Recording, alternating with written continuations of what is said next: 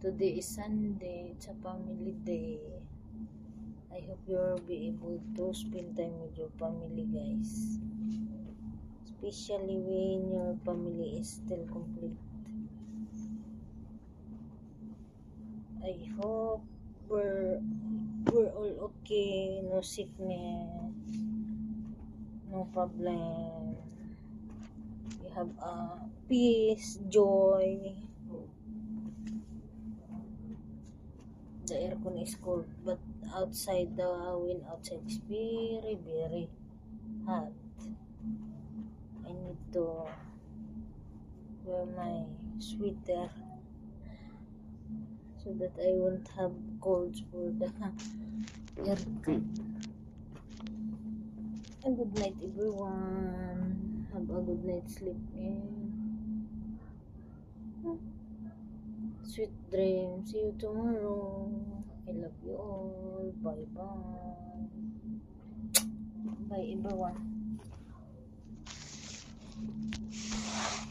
Bye bye. Bye bye.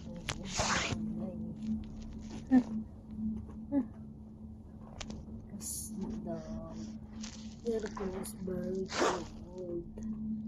Look at my hair. It became very dry. Hot air in my hair. See?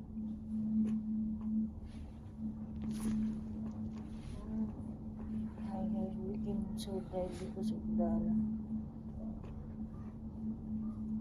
when I have straighten my hair, the medicine is damage my hair.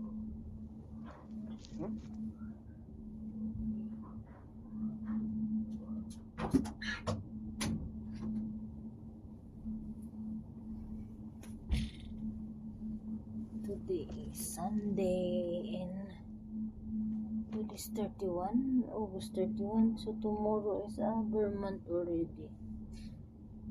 And tomorrow 1, 2, 3.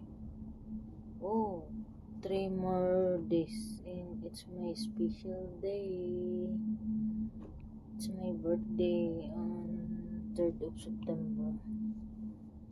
But I'm not sure if I can celebrate my birthday because all my friends has work that time and me, I'm also busy with my training. Although I have a local leave vacation for 1 month, but still I'm busy for my training. Bye guys, good night, see you tomorrow.